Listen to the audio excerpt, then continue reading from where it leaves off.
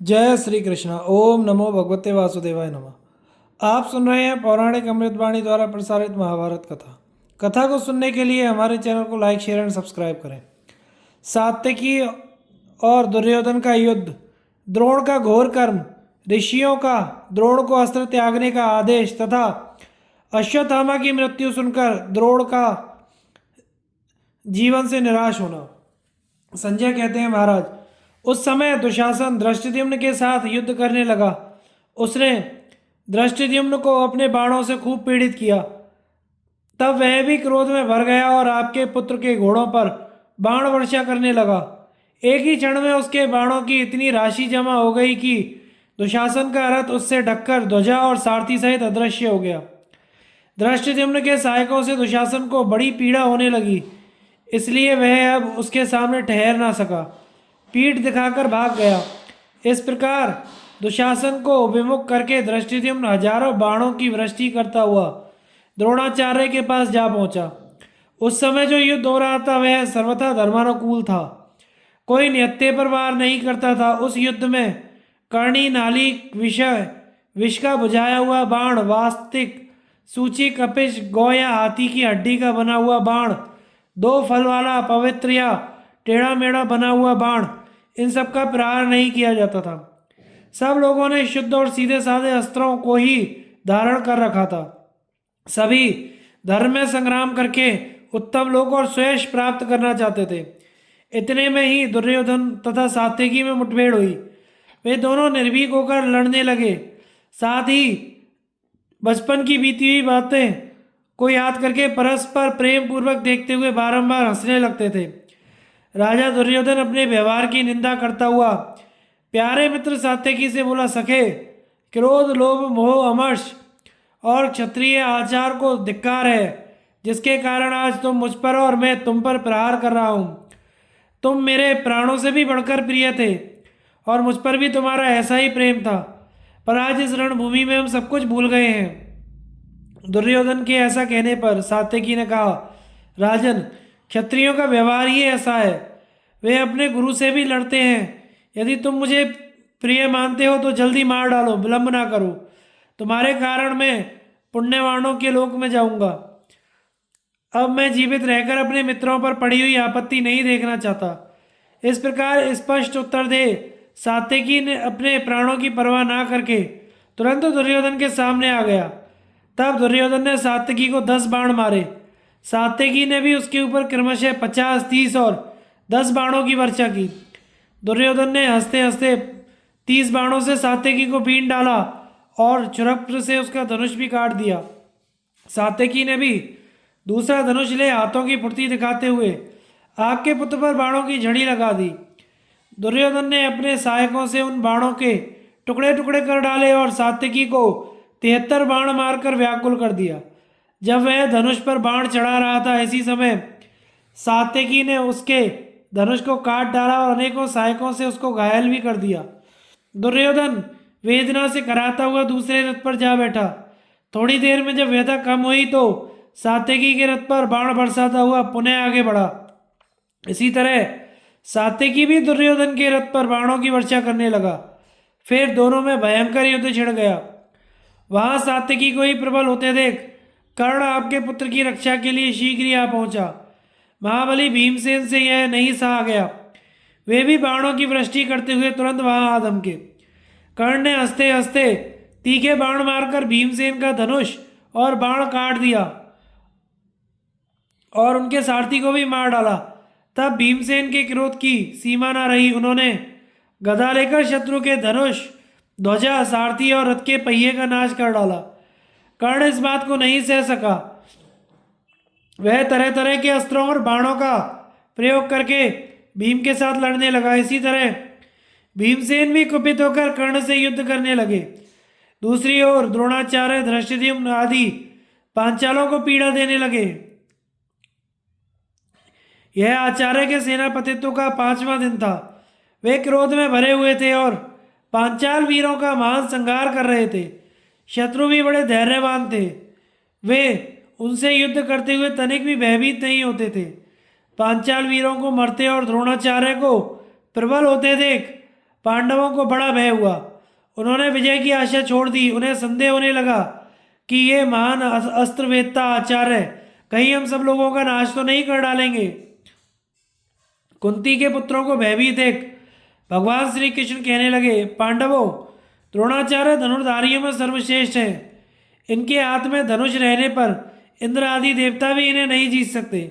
जब ये हथियार डाल दें तभी कोई मनुष्य इनका वध कर सकता है। मैं समझता हूँ अश्वत्थामा के मारे जाने पर ये युद्ध नहीं करेंगे। अतः कोई जाकर इन्हें अश्वत्थामा की मृत्यु का समाचार सुनावे। महाराज, अर्जुन को यह बात बिल्कुल पसंद नहीं आई, किंतु और सब लोगों को जच गई। केवल राजा युधिष्ठिर ने बड़ी कठिनाई से यह बात स्वीकार की। मालवा के राजा इंद्रवर्मा के पास एक हाथी था जिसका नाम था अश्वत्थामा।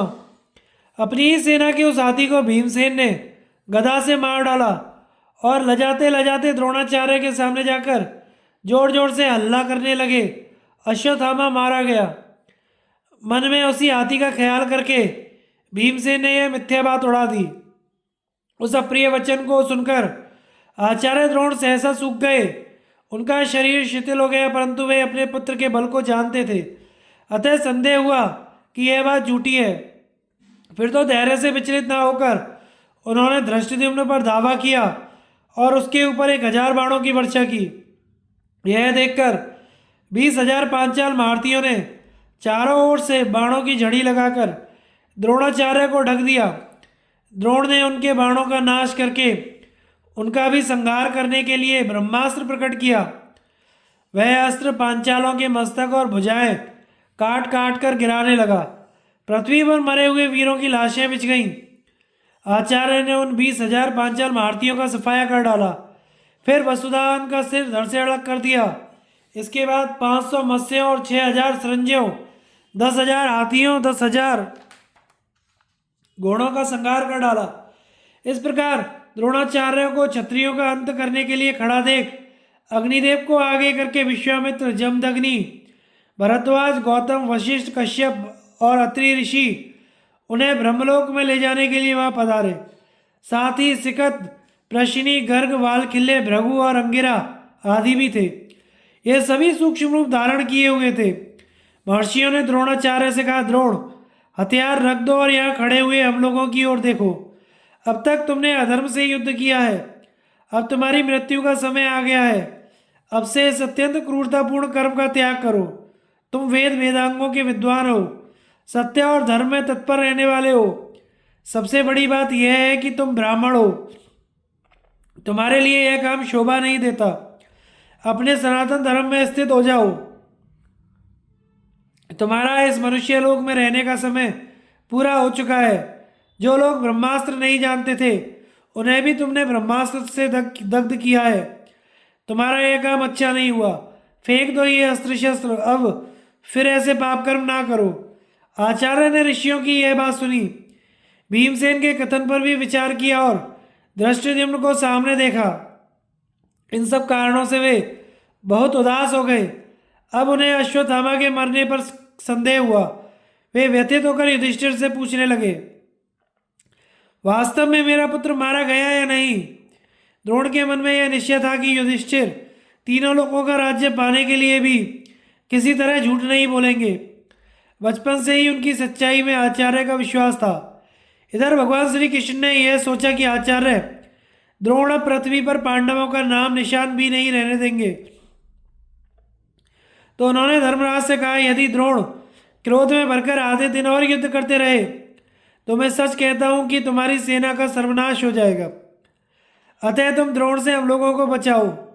दूसरों की प्राण रक्षा के लिए यदि कदाचित असत्य बोलना पड़े तो उससे बोलने वाले को पातक नहीं लगता। वे दोनों इस प्रकार बातें कर ही रहे थे कि भीमसेन बोल उठे, महाराज, द्रोण के वध का उपाय सुनकर मैंने आपकी सेना में विचरने वाले मालव नरेश इंद्रवर्मा के अश्वत्थामा नामक हाथी को मार डाला है। उसके बाद द्रोण से जाकर कहा है कि अश्वत्थामा मारा गया। उन्होंने मेरी बात पर विश्वास नहीं किया, इसीलिए आपसे पूछते हैं। अतः आप श्री कृष्ण की बात मानकर द्रोण से कह दीजिए कि अश्वत्थामा मारा गया। आपके कहने से फिर वे युद्ध नहीं करेंगे, क्योंकि आप सत्यवादी हैं। ये तीनों बात लोकों में प्रसिद्ध है।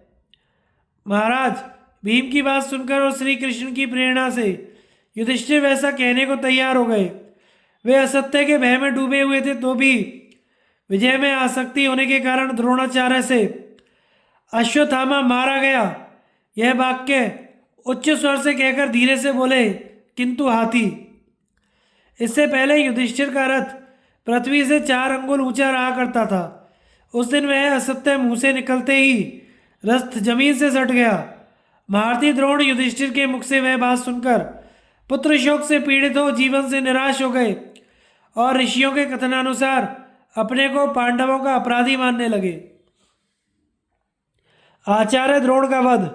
संजय कहते हैं, महाराज, राजा द्रुपद ने बहुत बड़ा यज्ञ करके प्रज्वलित अग्नि से जिसको द्रोण का नाश करने के लिए प्राप्त किया था, उस दृष्टिद्युम्न ने जब देखा कि आचार्य द्रोण बड़े ही उद्विग्न हैं और उनका चित्त शोकाकुल हो रहा है, तो उसने उस अवसर से लाभ उठाने के लिए उन पर दावा कर दिया। दृष्टिद्युम्न ने एक विजय दिलाने वाला सुदृढ़ धनुष हाथ में लेकर उस पर अग्नि के समान तेजस्वी बाण रखा।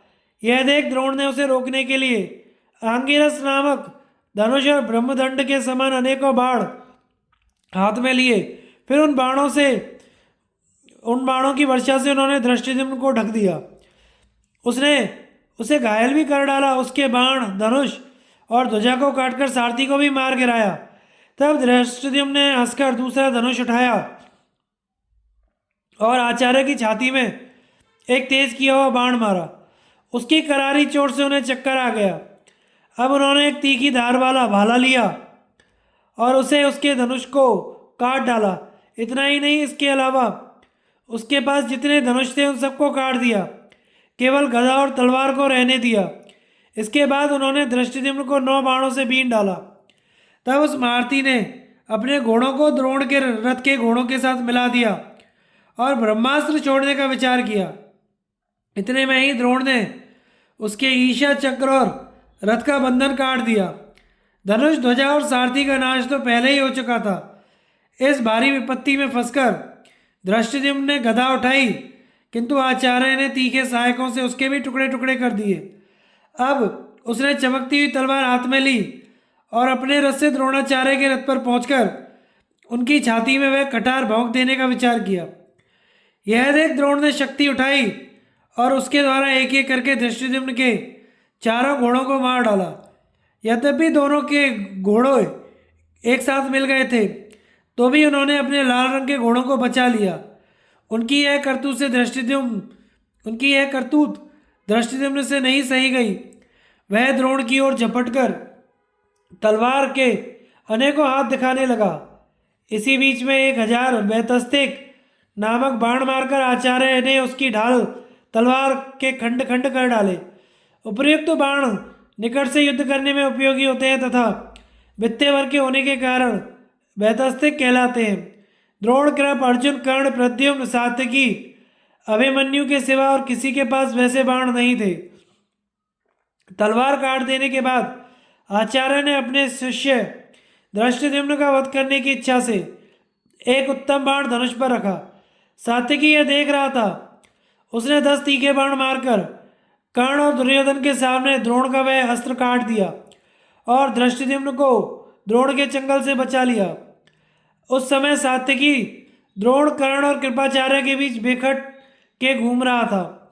उसकी हिम्मत देख श्री कृष्ण और अर्जुन प्रशंसा करते हुए शाबाशी देने लगे। अर्जुन श्री कृष्ण से कहने लगा, जनार्दन, देखिए तो सही, आचार्य के पास खड़े हुए मुख्य महारथियों के बीच सात्यकी खेल सा करता हुआ विचर रहा है। उसे देखकर मुझे बड़ी प्रसन्नता हो रही है। दोनों ओर के सैनिक आज उसके पराक्रम की मुक्त कंठ से प्रशंसा कर रहे हैं। तब सात्यकी ने द्रोणाचार्य का वह बाण काट डाला तो दुर्योधन आदि महारथियों को बड़ा क्रोध हुआ। कृपाचार्य, कर्ण, आपके पुत्र उसके निकट पहुंचकर बड़ी फुर्ती के साथ तेज किए हुए बाण मारने लगे। यह देख राजा युधिष्ठिर, नकुल, सहदेव, भीमसेन वहां आ गए तथा सात्यकी के चारों ओर खड़े होकर उसकी रक्षा करने लगे। अपने ऊपर सहसा होने वाली उस बाण वर्षा को सात्यकी ने रोक दिया और दिव्यास्त्रों से शत्रुओं का नाश कर डाला। उस समय धर्मराज युधिष्ठिर ने अपने पक्ष के क्षत्रिय योद्धाओं से कहा, महारथियों, क्या देखते हो, पूरी शक्ति लगाकर द्रोणाचार्य पर धावा करो। वीरवर धृष्टद्युम्न अकेले ही द्रोण से लोहा ले रहे हैं और अपनी शक्ति भर उनके नाश की चेष्टा में लगे हुए हैं। आशा है कि वह आज उन्हें मार गिराएंगे। अब तुम लोग भी एक साथ ही उन पर टूट पड़ो। युधिष्ठिर की आज्ञा पाते ही संजय महारथी द्रोण को मार डालने की इच्छा से आगे बढ़े। उन्हें आते देख द्रोणाचार्य ने यह निश्चय करके कि आज तो मरना ही है, बड़े वेग से उनकी ओर झपटे। उस समय पृथ्वी कांप उठी, उल्कापात होने लगा। द्रोण की बाईं आंख और बाईं भुजा फड़कने लगी। इतने में ही द्रुपद कुमार की सेना ने उन्हें चारों ओर से घेर लिया। अब उन्होंने क्षत्रियों का संहार करने के लिए पुनः ब्रह्मास्त्र उठाया। उस समय धृष्टद्युम्न बिना रथ के ही खड़ा था। उसके आयुध भी नष्ट हो चुके थे। उसको इस अवस्था में देखकर भीमसेन शीघ्र ही उसके पास गए और अपने रथ में बिठाकर बोले, वीरवर, तुम्हारे सिवा दूसरा कोई योद्धा ऐसा नहीं है जो आचार्य से लोहा लेने का साहस करे। इनके मारने का भार तुम्हारे ऊपर ही है। भीमसेन की बात सुनकर धृष्टद्युम्न ने एक सुदृढ़ धनुष हाथ में लिया और द्रोण को पीछे हटाने की इच्छा से उन पर बाणों की वर्षा आरंभ कर दी। फिर दोनों ही क्रोध में भरकर एक दूसरे पर ब्रह्मास्त्र आदि दिव्य अस्त्रों का प्रहार करने लगे। धृष्टद्युम्न ने बड़े बड़े अस्त्रों से द्रोणाचार्य को आच्छादित कर दिया और उनके छोड़े हुए सभी अस्त्रों को काटकर उनकी रक्षा करने वाले वसाती, शिवी, वालिक और कौरव योद्धाओं को भी घायल कर दिया। तब द्रोण ने उसका धनुष काट डाला और सहायकों से उसके मर्म स्थानों को भी बीन दिया। इससे धृष्टद्युम्न को बड़ी वेदना हुई। अब भीमसेन से रहा नहीं गया। वे आचार्य के रथ के पास जाकर उससे सटकर धीरे से बोले, यदि ब्राह्मण अपना कर्म छोड़कर युद्ध ना करते तो क्षत्रियों का भीषण संहार ना होता। प्राणियों की हिंसा ना करना, यह सब धर्मों में श्रेष्ठ बताया गया है। उसकी जड़ है ब्राह्मण, और आप तो उन ब्राह्मणों में भी सबसे उत्तम वेद वेदता हैं।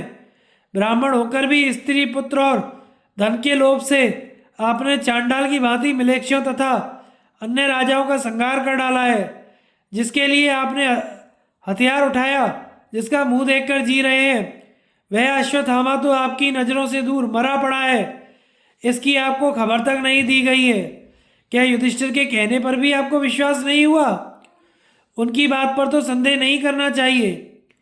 भीम का कथन सुनकर द्रोणाचार्य ने धनुष नीचे डाल दिया और अपने पक्ष के योद्धाओं से पुकार कर कहा, कर्ण, कृपाचार्य, दुर्योधन, अब तुम लोग स्वयं ही युद्ध के लिए प्रयत्न करो।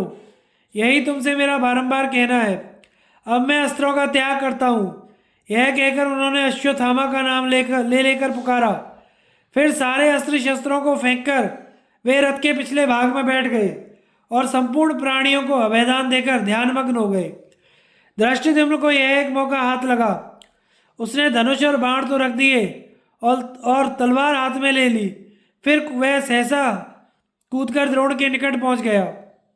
द्रोणाचार्य तो योगनिष्ठ थे और धृष्टद्युम्न उन्हें मारना चाहता था। यह देखकर सब लोग हाहाकार करने लगे। सबने एक स्वर से उसे धिक्कारा। इधर आचार्य शस्त्र त्याग कर परम ज्ञान स्वरूप में स्थित हो गए और योग धारणा के द्वारा मन ही मन पुराण पुरुष विष्णु का ध्यान करने लगे। उन्होंने मुंह को कुछ ऊपर उठाया और सीने को आगे की ओर तान कर स्थिर किया। फिर विशुद्ध सत्व में स्थित हो हृदय कमल में एकाक्षर ब्रह्म प्रवण की धारणा करके देव देवेश्वर अविनाशी परमात्मा का चिंतन किया। इसके बाद शरीर त्याग कर वे उत्तम गति को प्राप्त हुए, जो बड़े बड़े संतों के लिए भी दुर्लभ है। जब वे सूर्य के समान तेजस्वी स्वरूप से ऊर्ध्वलोक को जा रहे थे, उस समय सारा आकाश मंडल दिव्य ज्योति से आलोकित हो उठा। इस प्रकार आचार्य ब्रह्मलोक चले गए और धृष्टद्युम्न मोहग्रस्त होकर वहां चुपचाप खड़ा था। महाराज, योग युक्त महात्मा द्रोणाचार्य जिस समय परम धाम को जा रहे थे, उस समय मनुष्यों में केवल मैं, कृपाचार्य, श्री कृष्ण, अर्जुन और युधिष्ठिर, यही 5 उनका दर्शन कर सके थे और किसी को उनकी महिमा का ज्ञान ना हो सका। इसके बाद धृष्टद्युम्न ने द्रोण के शरीर में हाथ लगाया। उस समय सब प्राणी उसे धिक्कार रहे थे। द्रोण के शरीर में चेतना नहीं थी, वे कुछ बोल नहीं रहे थे। इस अवस्था में धृष्टद्युम्न ने तलवार से उनका मस्तक काट लिया और बड़ी उमंग में भरकर कटार को घुमाता हुआ सिंहनाद करने लगा। आचार्य के शरीर का रंग सांवला था, उनकी आयु 85 वर्ष की हो चुकी थी। ऊपर से लेकर कान तक के बाल सफ़ेद हो गए थे, तो भी आपके हित के लिए वे संग्राम में 16 वर्ष की उम्र वाले तरुण की भांति विचरते थे। कुंती नंदन अर्जुन पुकार कर कहते ही रह गए, द्रुपद कुमार, आचार्य का वध ना करो, उन्हें जीते जी ही उठा ले जाओ। पर उसने नहीं सुना। आपके सैनिक भी ना मारो की रट लगाते ही रह गए। अर्जुन तो करुणा में भरकर धृष्टद्युम्न के पीछे दौड़े भी, पर कुछ फल ना हुआ। सब लोग पुकारते ही रह गए, किंतु उसने उनका वध कर ही डाला। खून से भीगी हुई आचार्य की लाश तो रथ से नीचे गिर पड़ी। उनके मस्तक को धृष्टद्युम्न ने आपके पुत्रों के सामने फेंक दिया। उस युद्ध में आपके बहुत योद्धा मारे गए। अधमरे मनुष्यों की संख्या भी कम नहीं थी। द्रोण के मरते ही सबकी हालत मुर्दे सी हो गई। हमारे पक्ष के राजाओं ने द्रोण के मृत शरीर को बहुत खोजा, पर वहाँ इतनी लाशें बिछी थीं कि वे उसे प्राप्त ना कर सके। तदनंतर भीमसेन और धृष्टद्युम्न एक दूसरे से गले मिलकर सेना के बीच में खुशी से के मारे नाचने लगे। भीम ने कहा, पांचाल कुमार, जब कर्ण और दुष्ट दुर्योधन मारे जाएंगे, उस समय फिर तुम्हें इसी प्रकार छाती से लगाऊंगा।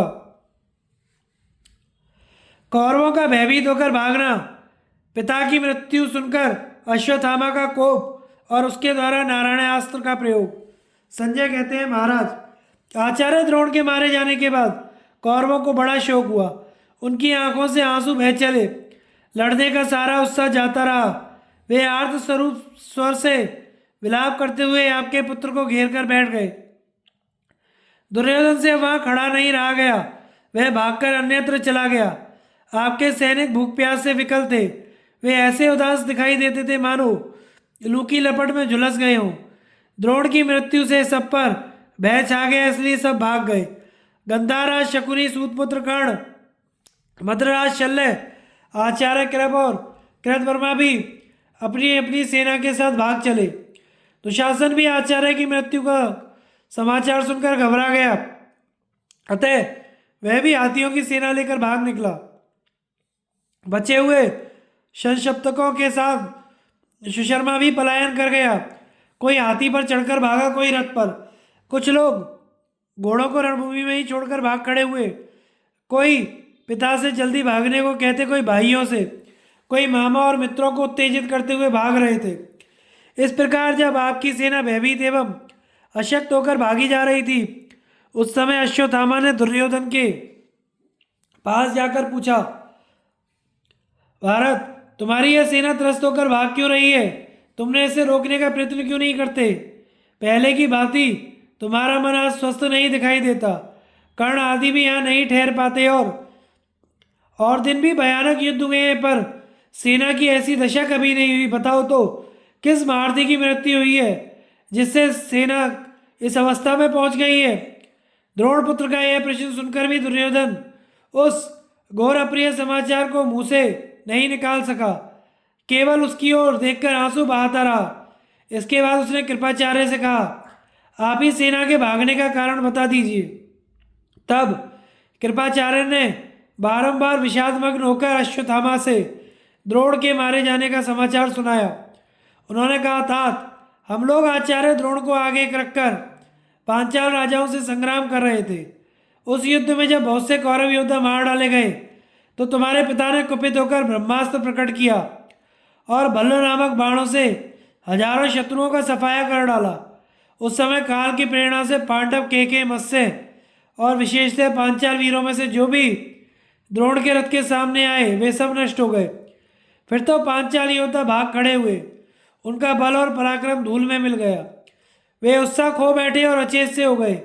उन्हें द्रोण के बाणों से पीड़ित देख पांडवों की विजय चाहने वाले श्री कृष्ण ने कहा, ये आचार्य द्रोण मनुष्यों से कभी नहीं जीते जा सकते। औरों की तो बात ही क्या है, इंद्र भी इन्हें परास्त नहीं कर सकते। मेरा ऐसा विश्वास है कि अश्वत्थामा के मारे जाने पर ये लड़ाई नहीं कर सकते। इसलिए कोई जाकर इन्हें अश्वत्थामा की मृत्यु की झूठी खबर सुना दे। यह बात और सबने तो मान ली, केवल अर्जुन को पसंद नहीं आई। युधिष्ठिर ने भी बड़ी कठिनाई से इसे स्वीकार किया। भीमसेन ने लजाते लजाते तुम्हारी पिता के सामने कहा अश्वत्थामा मारा गया, पर उन्होंने इस पर विश्वास नहीं किया। इसी बीच में भीमसेन ने मालवा के राजा इंद्रवर्मा के अश्वत्थामा नाम के हाथी को मार डाला। इसे युधिष्ठिर ने भी देखा। द्रोण ने सच्ची बात पता लगाने के लिए राजा युधिष्ठिर से पूछा, अश्वत्थामा मारा गया या नहीं? मिथ्या भाषण में कितना दोष है? यह जानते हुए भी युधिष्ठिर ने कह दिया, अश्वत्थामा मारा गया, परंतु हाथी। अंतिम वाक्य उन्होंने धीरे से कहा, जिसे तुम्हारे पिता सुन नहीं सके। अब उन्हें तुम्हारे मरने का विश्वास हो गया। वे संताप से पीड़ित हो गए। अब युद्ध में पहले का सा उत्साह ना रहा। उन्होंने दिव्यास्त्रों का परित्याग कर दिया और समाधि लगाकर बैठ गए। उस समय धृष्टद्युम्न ने पास जाकर बाएं हाथ से उनके केश पकड़ लिए और उनका सिर धड़ से अलग कर दिया। सब योद्धा पुकार पुकार कर कह रहे थे, ना मारो ना मारो। अर्जुन तो रथ से उतरकर उसके पीछे दौड़ पड़े और बाएं उठाकर बार बार कहने लगे, आचार्य को जीवित ही उठा लाओ, मारो मत। इस प्रकार सब लोग मना करते ही रह गए, परंतु उस निरशंस ने तुम्हारे पिता को मार ही डाला।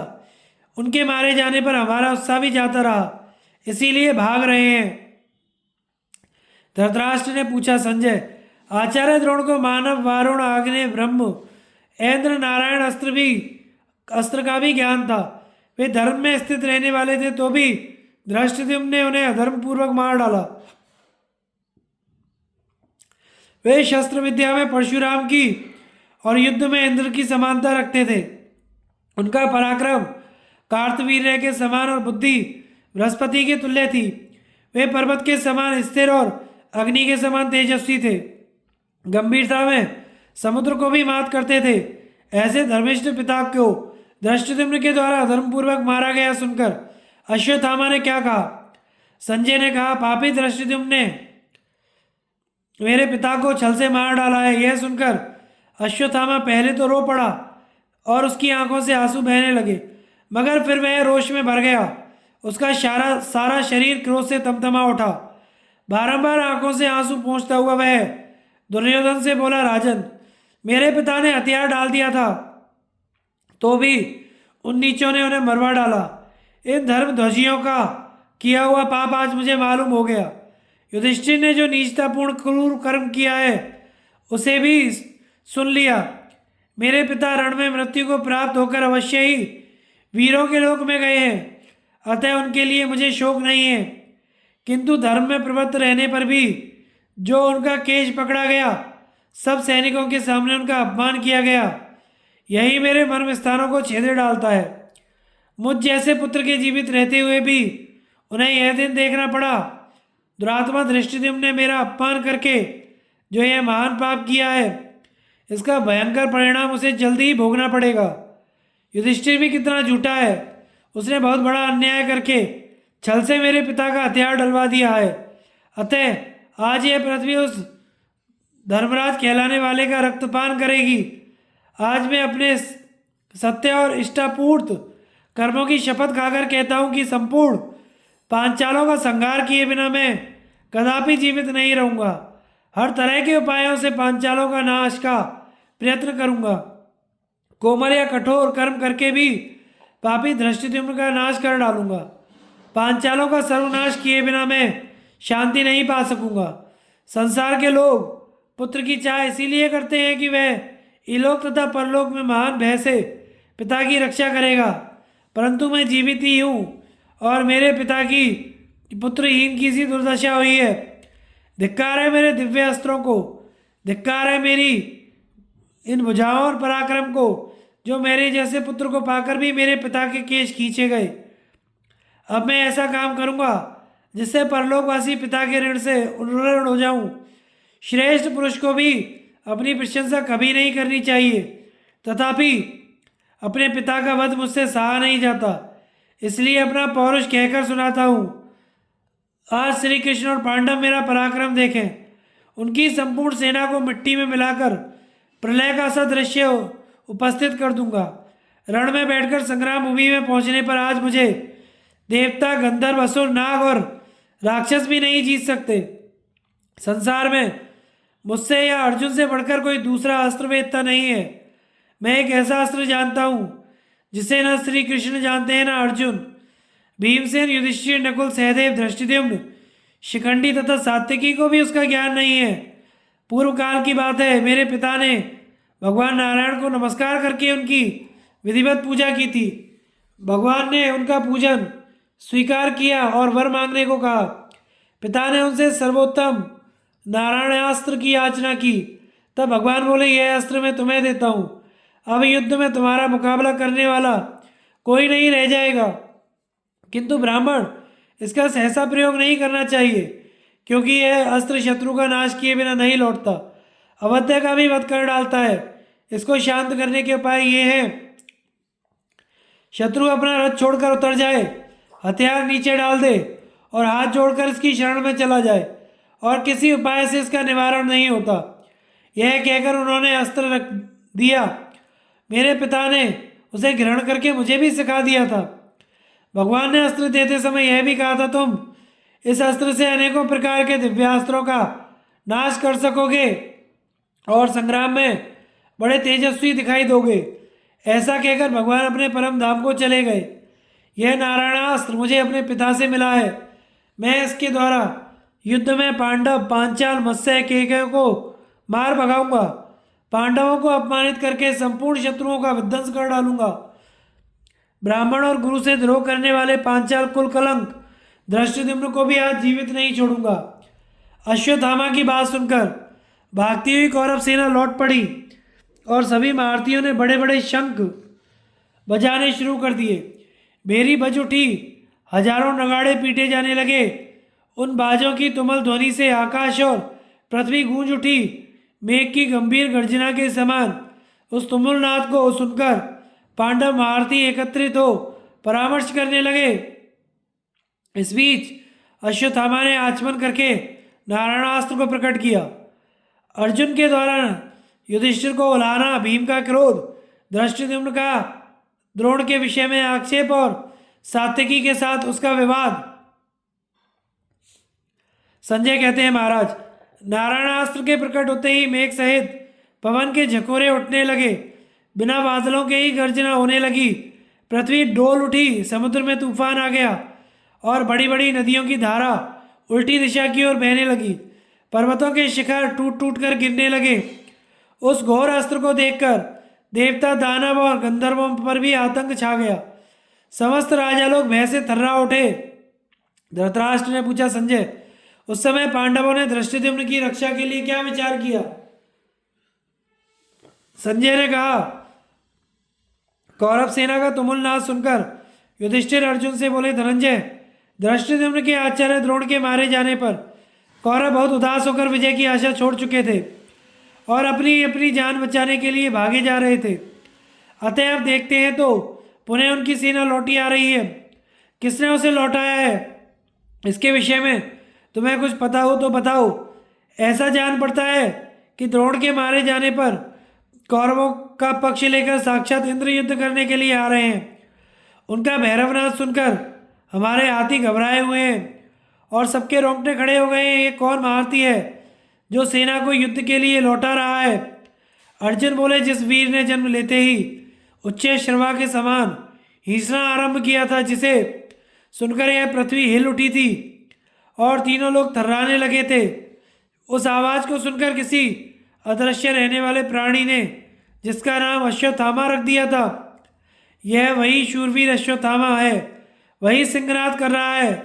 धृष्टद्युम्न ने उस समय अनाथ के समान जिनके केश पकड़कर मार डाला था, उन्हीं का पक्ष लेकर उसके क्रूर कर्म का बदला लेने आया है।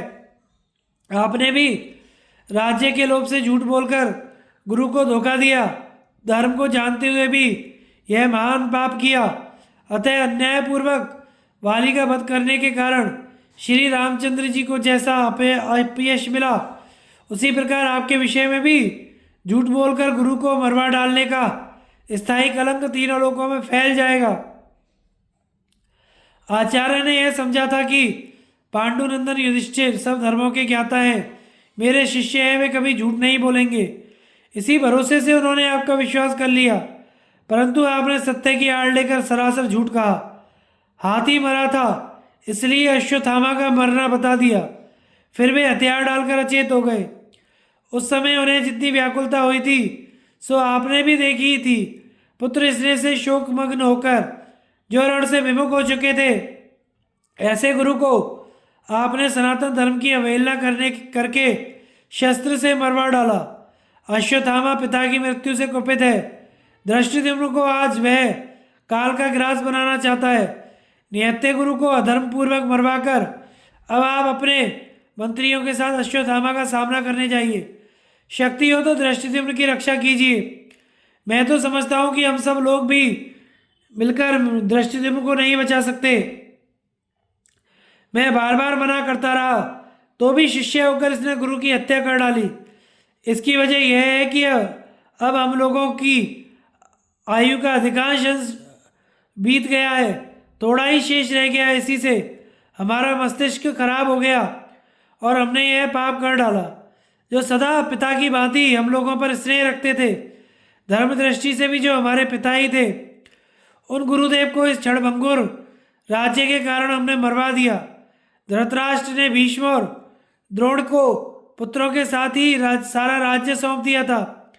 वे सदा ही उनकी सेवा में लगे रहते थे, निरंतर सत्कार किया करते थे। तो भी आचार्य मुझे ही अपने पुत्र से भी बढ़कर मानते थे। मैंने बहुत बड़ा और भयंकर पाप किया, जो राज्य सुख के लोभ में पड़कर गुरु की हत्या कराई। मेरे गुरुदेव को यह विश्वास था कि अर्जुन मेरे लिए पिता, भाई, स्त्री, पुत्र और प्राणों का भी त्याग कर सकता है, किंतु मैं कितना राज्य का लोभी निकला। वे मारे जा रहे थे और मैं चुपचाप खड़ा देखता रहा। एक तो वे ब्राह्मण, दूसरे वृद्ध और तीसरे आचार्य थे। इस पर भी उन्होंने अपने शस्त्र नीचे डाल दिए और महान मुनिवृत्ति से बैठे हुए थे। इस अवस्था में राज्य के लिए उनकी हत्या कराकर अब मैं जीने की अपेक्षा मर जाना चाहता हूँ। संजय कहते हैं, महाराज, अर्जुन की बात सुनकर वहां जितने महारथी बैठे थे सब चुप हो गए। किसी ने बुरा भला कुछ नहीं कहा। तब महाबाहु भीमसेन क्रोध में भरकर बोले, पार्थ, वनवासी मुनि अथवा उत्तम व्रत का पालन करने वाले ब्राह्मण की भांति तुम भी धर्मोपदेश करने बैठे हो। जो संकट से अपनी तथा दूसरों की रक्षा करता है और संग्राम में शत्रुओं को क्षति पहुंचाना जिसकी जीविका है, जो स्त्रियों और सत्पुरुषों पर क्षमा भाव रखता है, वह क्षत्रिय शीघ्र ही धर्म, यश तथा लक्ष्मी को प्राप्त करता है। क्षत्रिय के संपूर्ण सद्गुणों से युक्त होते हुए आज मूर्खों की सी बातें करना तुम्हें शोभा नहीं देता। तात, तुम्हारा मन धर्म में लगा हुआ है, तुम्हारे भीतर दया है, यह बहुत अच्छी बात है, किंतु धर्म में प्रवृत्त रहने पर भी तुम्हारा राज्य अधर्म पूर्वक छीन लिया गया। शत्रुओं ने द्रौपदी को सभा में लाकर उसके केश खींचे और हम सब लोग वल्कल धारण कर 13 वर्ष के लिए वनवास में निकाल दिए गए। क्या हमारे साथ यही बर्ताव उचित था? ये सब बातें सहन करने योग्य नहीं थी, फिर भी हमने सह ली। हमने जो कुछ किया वह क्षत्रिय धर्म में स्थित रहकर ही किया। शत्रुओं के उस अधर्म को याद करके आज मैं तुम्हारी सहायता से उन्हें उनके सहायकों सहित मार डालूंगा। मैं क्रोध में भरकर इस पृथ्वी को विदीर्ण कर सकता हूँ, पर्वतों को तोड़ फोड़ कर बिखेर सकता हूँ, अपनी भारी गदा की चोट से बड़े बड़े पर्वतीय वृक्षों को तोड़ डालूंगा। इंद्र आदि देवता, राक्षस, असुर, नाग, मनुष्य भी यदि एक ही साथ लड़ने आ जाएं तो उन्हें बाणों से मारकर भगा दूंगा। अपने भाई के ऐसे पराक्रम को जानते हुए भी तुम्हें अश्वत्थामा से भय नहीं करना चाहिए, अथवा तुम सब भाइयों के साथ यहीं खड़े रहो। मैं अकेला ही गदा हाथ में लेकर शत्रुओं को परास्त करूंगा। भीमसेन के ऐसा कहने पर धृष्टद्युम्न बोला, अर्जुन, वेदों को पढ़ना और पढ़ाना, यज्ञ करना और कराना, दान देना और प्रतिग्रह स्वीकार करना, ये 6 ही कर्म ब्राह्मण के लिए प्रसिद्ध हैं। इनमें से किस कर्म का पालन द्रोणाचार्य करते थे? अपने धर्म से भ्रष्ट होकर उन्होंने क्षत्रिय धर्म स्वीकार किया था। ऐसी अवस्था में यदि मैंने उनका वध किया तो तुम मेरी निंदा क्यों करते हो?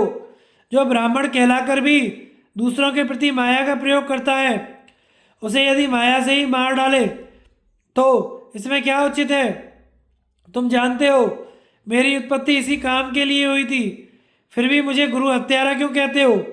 जो क्रोध के वशीभूत हो, ब्रह्मास्त्र ना जानने वालों को भी ब्रह्मास्त्र से नष्ट करता है, उसे सभी तरह के उपायों से क्यों ना मार डाला जाए? उन्होंने दूसरे के नहीं, मेरे ही भाइयों का संहार किया था, अतः उसके बदले उनका मस्तक काट लेने पर भी मेरा क्रोध शांत नहीं हुआ है। राजा भगदत्त तुम्हारे पिता के मित्र थे, उन्हें मारकर जैसे तुमने अधर्म नहीं किया, उसी प्रकार मैंने भी धर्म से ही शत्रु का वध किया है। तुम अपने पितामह को भी युद्ध में मारकर धर्म का पालन समझते हो, तो मैंने जो पापी शत्रु का संहार किया उसे अधर्म क्यों मानते हो? बहन द्रौपदी और उसके पुत्रों का ख्याल करके ही मैं तुम्हारी कठोर बातें सह लेता हूँ, इसमें और कोई कारण नहीं है। अर्जुन, ना तो तुम्हारे बड़े भाई असत्यवादी हैं और ना मैं पापी। द्रोणाचार्य अपने ही अपराध के कारण मारे गए हैं, अतः चलकर युद्ध करो। धृतराष्ट्र बोले, संजय, जिन महात्मा ने अंगों सहित संपूर्ण वेदों का अध्ययन किया, जिनमें साक्षात धनुर्वेद प्रतिष्ठित था, उन आचार्य द्रोण की वह नीच निशंस और गुरुघाती धृष्टद्युम्न निंदा करता रहा और किसी क्षत्रिय ने उस पर क्रोध नहीं किया। धिक्कार है क्षत्रियपन को। बताओ, वह अनुचित बात सुनकर पांडव तथा दूसरे धनुर्धर राजाओं ने धृष्टद्युम्न से क्या कहा? संजय ने कहा, महाराज, उस समय अर्जुन ने द्रुपद कुमार की ओर तिरछी नजर से देखा और आंसू बहाते हुए उच्च श्वास लेकर कहा, धिक्कार है, धिक्कार। उस समय युधिष्ठिर, भीमसेन, नकुल, सहदेव तथा श्री कृष्ण सब लोग संकोच में चुप हो गए। केवल सात्विकी से नहीं रहा गया, वह बोल उठा, अरे क्या यहाँ ऐसा कोई भी मनुष्य नहीं है जो अमंगलमयी बातें बकने वाले इस पापी नराधम को शीघ्र ही मार डाले? ओ नीच, श्रेष्ठ पुरुषों की मंडली में बैठकर ऐसी ऊंची बातें करते हुए तुझे लज्जा नहीं आती? तेरी जीभ के सैकड़ों टुकड़े क्यों नहीं हो जाते? तेरा मस्तक क्यों नहीं फट जाता? गुरु की निंदा करते समय तू रसातल में क्यों नहीं चला जाता? स्वयं ऐसा नीच कर्म करके उल्टे गुरु पर ही दोषारोपण करता है। तुझे तो मार ही डालना चाहिए। क्षण भर भी तेरे जीवित रहने से संसार का कोई लाभ नहीं है। नराधम, तेरे सिवा दूसरा कौन ऐसा श्रेष्ठ मनुष्य है जो धर्मात्मा गुरु का केश पकड़कर उसका वध करने को तैयार होगा? तूने बीती तथा आगे होने वाली अपनी 7 पीढ़ियों को नरक में डुबो दिया, अतः यदि पुनः मेरे समीप ऐसी बात मुंह से निकाल लेगा तो वज्र के समान गदा मारकर तेरा सर उड़ा दूंगा। तू हत्यारा है, तुझे ब्रह्म हत्या का पाप लगा है, इसलिए लोग तुझे देखकर प्रायश्चित के लिए सूर्य नारायण का दर्शन करते हैं। खड़ा रह, मेरी गदा की एक चोट सह ले, मैं भी तेरी गदा की अनेकों चोट सहूंगा। इस प्रकार जब सात्यकी ने द्रुपद कुमार का तिरस्कार किया तो उसने भी क्रोध में भरकर मखौल उड़ाते हुए कहा, सुन ली तेरी बात, और इसके लिए मैं तुझे क्षमा भी करता हूँ। तेरे जैसे नीच लोगों का सत्पुरुषों पर आक्षेप करना स्वभाव ही होता है। यद्यपि संसार में क्षमा की बड़ी प्रशंसा की जाती है, तथापि पापी के प्रति क्षमा नहीं करनी चाहिए, क्योंकि वह क्षमा करने वाले को पराजित समझता है। तू सिर से पैर तक दुराचारी, नीच और पापी है। स्वयं निंदा के योग्य होकर दूसरों की भी निंदा करना चाहता है। भूरिश्रवा का हाथ कट गया था, वह प्राणांतन का व्रत लेकर बैठा था। उस समय तूने सबके मना करने पर भी उसका जो मस्तक काट लिया था। इससे बढ़कर पाप और क्या हो सकता है? जो स्वयं ऐसा काम करे वह दूसरों को क्या कहेगा? तू बड़ा धर्मात्मा पुरुष था, तो जब भूरिश्रवा तुझे लात मारकर पटक कर घसीटने लगा, उस समय ही तूने क्यों ना उसका वध कर दिया? स्वयं पापी होकर मुझसे क्यों कठोर बातें कह रहा है? अब चुप रह, फिर कोई ऐसी बात मुंह से ना निकालना, नहीं तो बाणों से मारकर अभी तुझे यमलोक भेज दूंगा। चुपचाप युद्ध कर और कौरवों के साथ ही प्रेत लोक में जाने का उपाय ना कर। धृष्टद्युम्न के ऐसे कठोर वचन सुनकर सात्यकी क्रोध से कांप उठा। उसकी आंखें क्रोध से लाल हो गईं। हाथ में गदा ले उछलकर वह द्रुपद कुमार के सामने जा पहुंचा और बोला, अब मैं कोई कड़ी बात ना कहकर केवल तुझे मार डालूंगा, क्योंकि तू इसी के योग्य है। इस प्रकार महाबली सात्यकी को धृष्टद्युम्न पर सहसा टूटते देख भगवान श्री कृष्ण के इशारे से भीमसेन अपने रथ से कूद पड़े और अपनी दोनों बाहों से सात्यकी को रोका, पर वह बलपूर्वक आगे बढ़ गया। उस समय उसके शरीर से पसीने छूट रहे थे। भीमसेन ने दौड़कर छठे कदम पर सात्यकी को पकड़ा और अपने दोनों पैर जमाकर खड़े हो उसे किसी प्रकार काबू में किया। इतने में ही सहदेव भी अपने रथ से कूदकर आ पहुंचा और बोला, नरश्रेष्ठ, अंधक, वृषणी तथा पांचालों से बढ़कर हमारा कोई मित्र नहीं है। तुम लोग जैसे हमारे मित्र हो वैसे ही हम भी तुम्हारे मित्र हैं। तुम तो सब धर्मों के ज्ञाता हो। मित्र धर्म का ख्याल करके अपने क्रोध को रोको। तुम धृष्टद्युम्न के अपराध को क्षमा करो और धृष्टद्युम्न तुम्हारे। जब सहदेव सात्यकी को शांत कर रहे थे उस समय धृष्टद्युम्न ने हंसकर कहा, भीमसेन, छोड़ दो सात्यकी को। यह युद्ध के घमंड में मतवाला हो रहा है। अभी तीखे बाणों से इसका सारा क्रोध उतार देता हूं और इसकी जीवन लीला भी समाप्त किए डालता हूं। उसकी बात सुनकर सात्यकी सांप के समान फुफकारता हुआ भीमसेन की भुजाओं से छूटने का उद्योग करने लगा। दोनों वीर अपनी अपनी जगह पर सांड के समान गरज रहे थे। यह देखकर भगवान श्री कृष्ण और अर्जुन तुरंत बीच में आ पड़े और बड़े यत्न से उन्होंने उन दोनों को शांत किया। इस प्रकार क्रोध से आंखें लाल किए उन दोनों धनुर्धर वीरों का आपस में लड़ने से रोककर पांडव पक्ष के क्षत्रिय योद्धा शत्रुओं का सामना करने के लिए आ डटे। नारायणास्त्र का प्रभाव देखकर युधिष्ठिर का विषाद, भगवान कृष्ण के बताए हुए उपाय से उसका निवारण, अश्वत्थामा के साथ धृष्टद्युम्न, सात्यकी और भीमसेन का घोर युद्ध।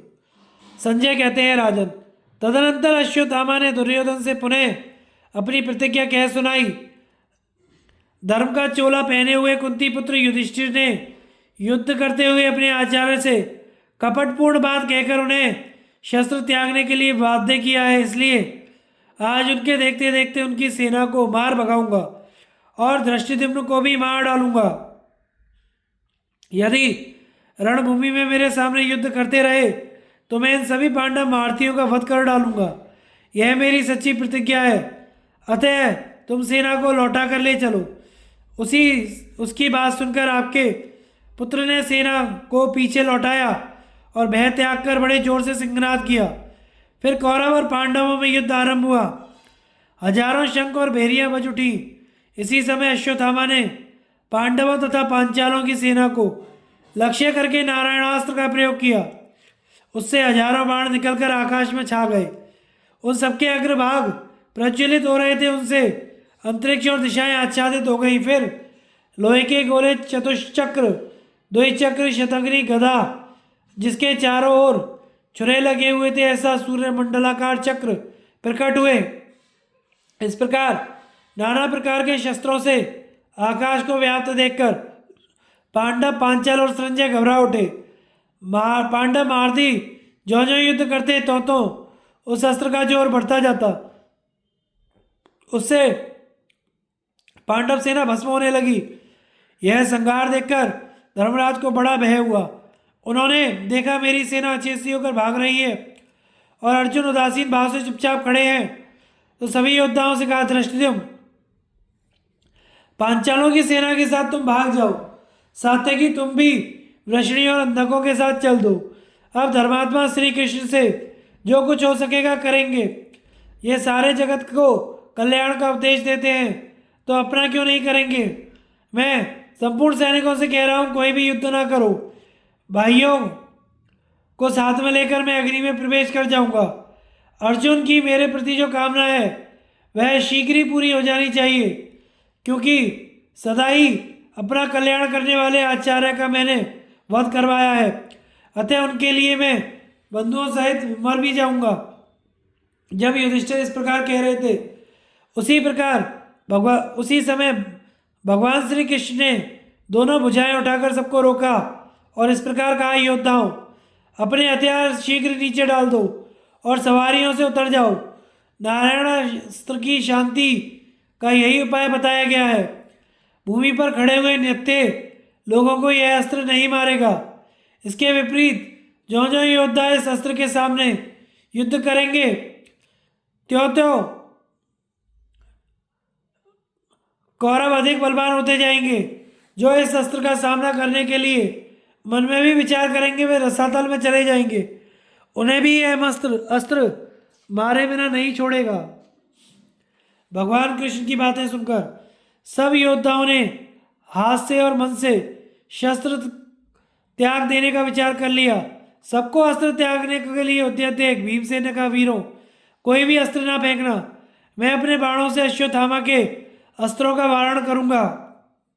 इस भारी गदा से उसके अस्त्रों का नाश करके मैं उसके ऊपर भी काल की भांति प्रहार करूंगा। यदि इस नारायणास्त्र का मुकाबला करने के लिए अब तक कोई योद्धा समर्थ नहीं हुआ, तो आज कौरव और पांडवों के देखते देखते मैं इसका सामना करूंगा।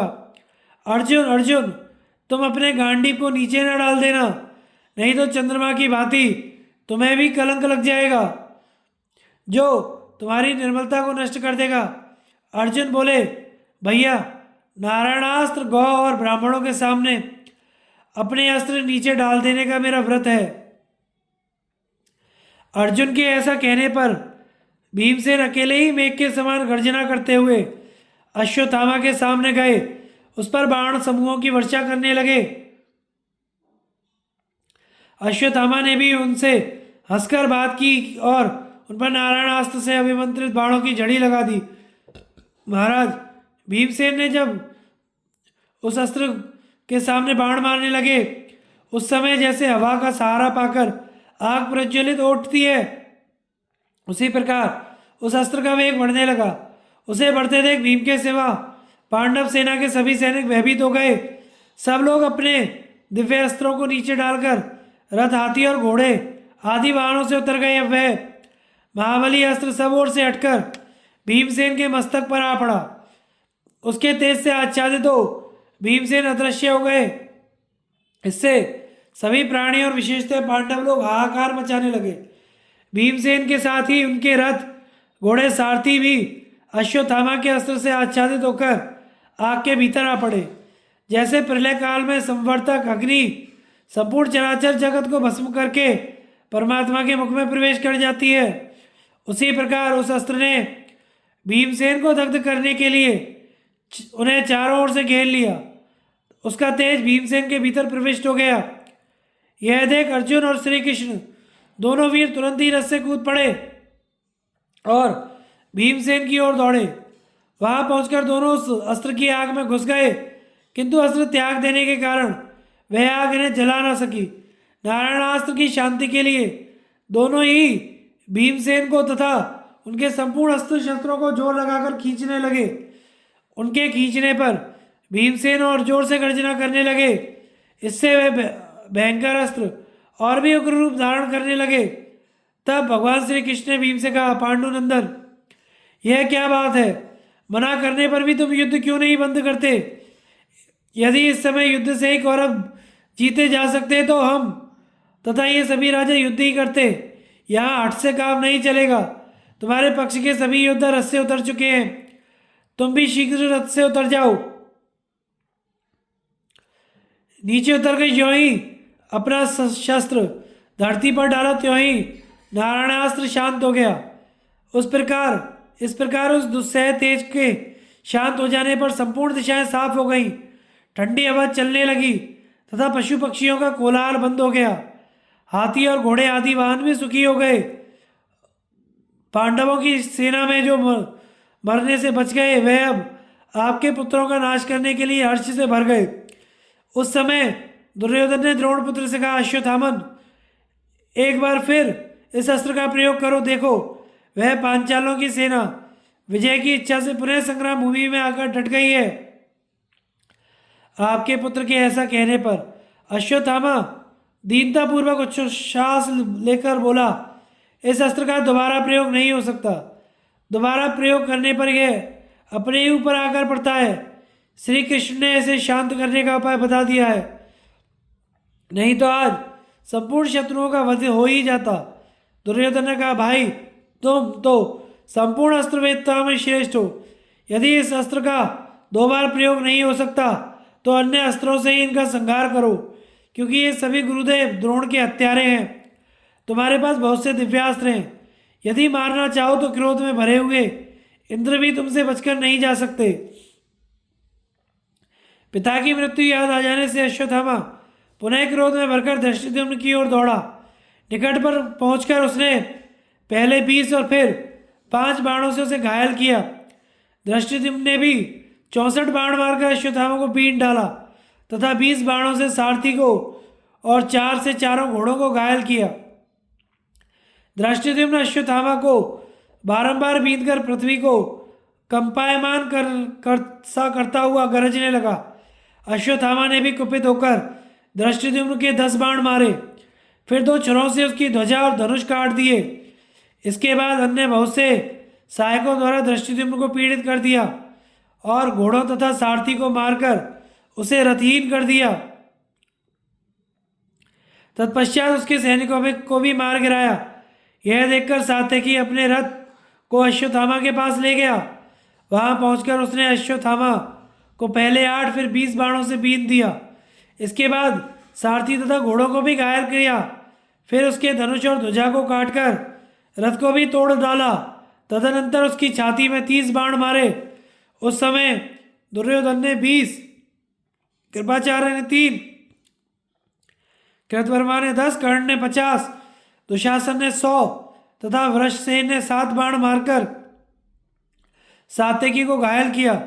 तब सात्यकी ने एक ही क्षण में उन सभी महारथियों को रथहीन करके रणभूमि से भगा दिया।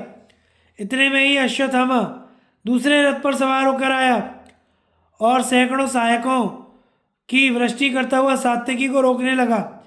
सात्यकी ने जब उसे आते देखा तो पुनः उसके रथ के टुकड़े कर उसे मार भगाया। सात्यकी का वह पराक्रम देख पांडव बारंबार शंख बजाने लगे और सिंहनाद करने लगे। इस प्रकार द्रोणपुत्र को रथहीन करके सात्यकी ने वृषसेन के 3000 महारथियों का, कृपाचार्य के 15,000 हाथियों का तख्ता, शकुनी के 50,000 घोड़ों का संहार कर डाला।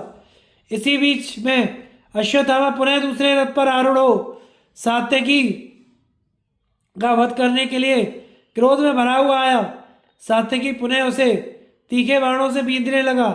इससे पीड़ित होकर अश्वत्थामा ने हंसते हंसते कहा, सात्यकी, तुम आचार्य को मारने वाले की सहायता करते हो, परंतु यह धृष्टद्युम्न और तुम दोनों ही मेरे ग्रास बन चुके हो।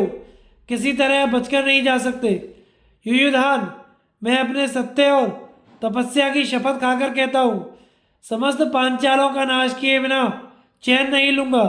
तुम पांडवों और वृषणियों की जितनी भी सेना हो सबको एकत्रित कर लो, तो भी मैं सोमुखों का संहार कर ही डालूंगा।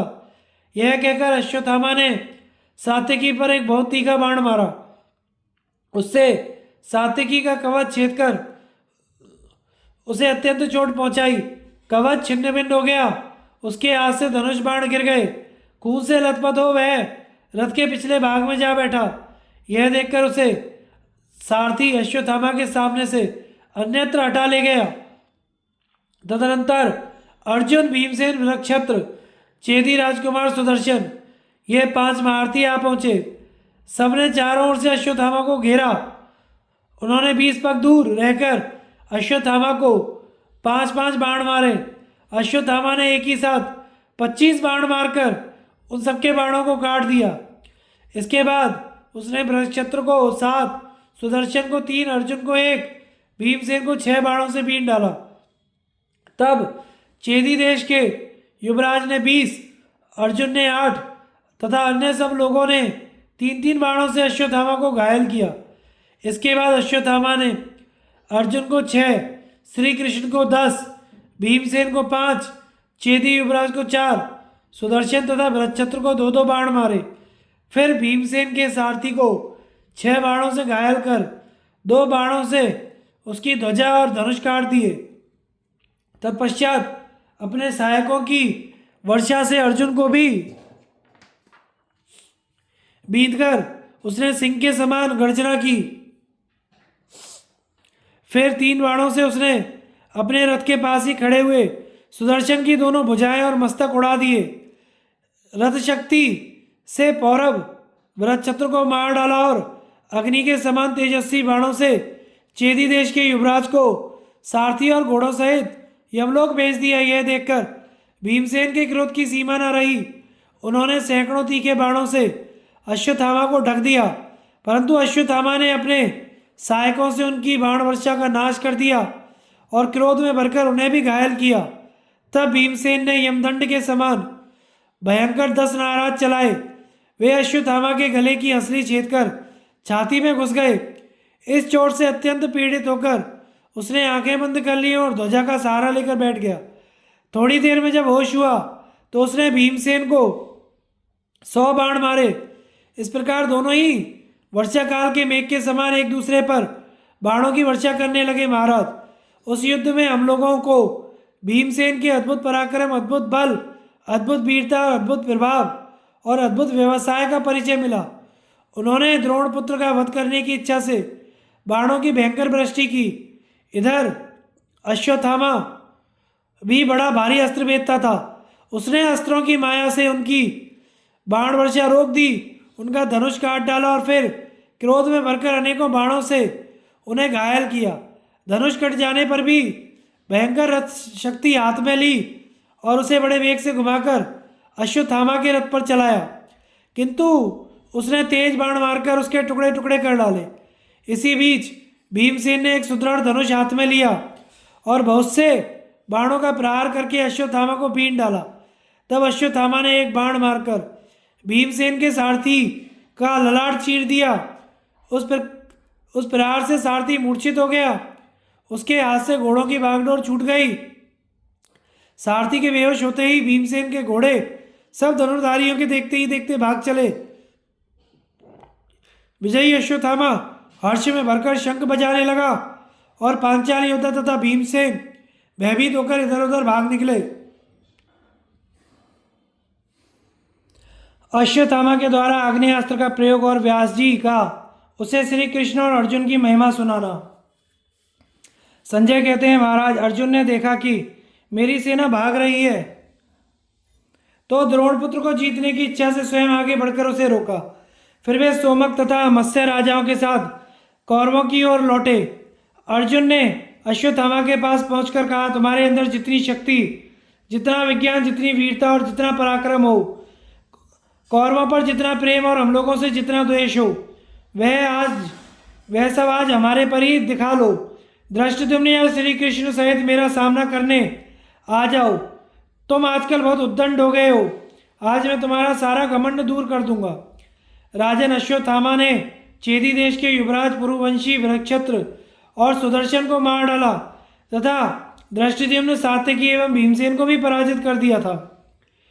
इन कई कारणों से विवश होकर अर्जुन ने आचार्य पुत्र से ये अप्रिय वचन कहे थे। उनके तीखे एवं मर्मभेदी वचनों को सुनकर अश्वत्थामा श्री कृष्ण और अर्जुन पर कुपित हो उठा। वह सावधान होकर रथ पर बैठा और आचमन करके उसने आग्नेयास्त्र उठाया। फिर उसे मंत्रों से अभिमंत्रित करके प्रत्यक्ष और अप्रत्यक्ष जितने भी शत्रु थे उन सबको नष्ट करने के उद्देश्य से छोड़ा। वह बाण धूम रहित अग्नि के समान दैदीप्यमान हो रहा था। उसके छूटते ही आकाश से बाणों की घनघोर वृष्टि होने लगी और चारों ओर फैली हुई आग की लपट अर्जुन पर ही आ पड़ी। उस समय राक्षस और पिशाच एकत्रित होकर गर्जना करने लगे। हवा गर्म हो गई और सूर्य का तेज फीका पड़ गया और बादलों से रक्त की वर्षा होने लगी। तीनों लोग संतप्त हो उठे। उस अस्त्र के तेज से जलाशयों के गर्म हो जाने के कारण उनके भीतर रहने वाले जीव जलने और छटपटाने लगे। दिशाओं विदिशाओं, आकाश और पृथ्वी सब ओर से बाण वर्षा हो रही थी। वज्र के समान वेग वाले उन बाणों के प्रहार से शत्रु दग्ध होकर आग के जलाए हुए वृक्षों की भांति गिर रहे थे। बड़े बड़े हाथी चारों ओर चिंगाड़ रहे थे। कुछ भयभीत होकर भाग रहे थे। महाप्रलय के समय संवर्तक नाम वाली आग जैसे संपूर्ण प्राणियों को जलाकर खाक कर डालती है, उसी प्रकार पांडवों की सेना उस आग्नेयास्त्र से दग्ध हो रही थी। यह देखकर आपके पुत्र विजय की उमंग से उल्लासित होकर सिंहनाद करने लगे और हजारों प्रकार के बाजे बजाए जाने लगे। उस समय इतना घोर अंधकार छा रहा था कि अर्जुन और उनकी एक अक्षुणी सेना को कोई देख नहीं पाता था। अश्वत्थामा ने अमर्ष में भरकर उस समय जैसे अस्त्र का प्रहार किया था, वैसा हमने पहले ना तो कभी देखा था और ना ही सुना था। तदनंतर अर्जुन ने अश्वत्थामा के संपूर्ण अस्त्रों का नाश करने के लिए ब्रह्मास्त्र का प्रयोग किया। ठंडी ठंडी हवा चलने लगी, समस्त दिशाएं प्रकाशित हो गईं। उजाला होने पर वहां एक अद्भुत बात दिखाई दी। पांडवों की एक अक्षुणी सेना उस अस्त्र के तेज से इस प्रकार दग्ध हो गई कि उसका नामो निशान तक मिट गया, परंतु श्री कृष्ण और अर्जुन के शरीर पर आंच तक नहीं आई थी।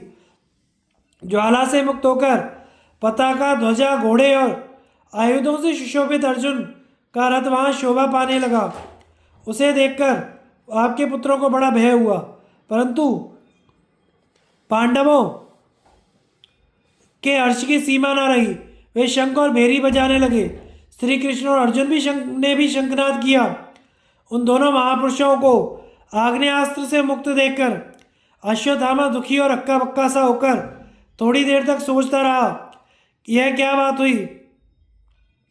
फिर अपने हाथ का धनुष फेंककर रथ से कूद पड़ा और धिक्कार है, सब कुछ झूठ है, ऐसा कहता हुआ रणभूमि से भाग चला। इतने में ही उसे व्यास जी खड़े दिखाई दिए। उन्हें सामने पाकर उसने प्रणाम किया और अत्यंत दीन की भांति गदगद कंठ से कहा, भगवान, इसे माया कहे या दैव की इच्छा, मेरी समझ में नहीं आता यह क्या हो रहा है। यह अस्त्र झूठा कैसे हुआ? मुझसे कौन सी गलती हो गई? अथवा यह संसार के किस उलटफेर की सूचना है जिससे श्री कृष्ण और अर्जुन जीवित बच गए?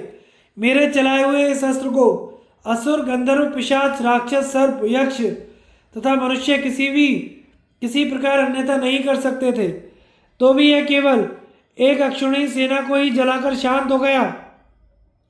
श्री कृष्ण और अर्जुन भी तो मरण धर्म मनुष्य ही हैं। इन दोनों का वध क्यों नहीं हुआ? आप मेरे प्रश्न का ठीक ठीक उत्तर दीजिए, मैं यह सब सुनना चाहता हूँ।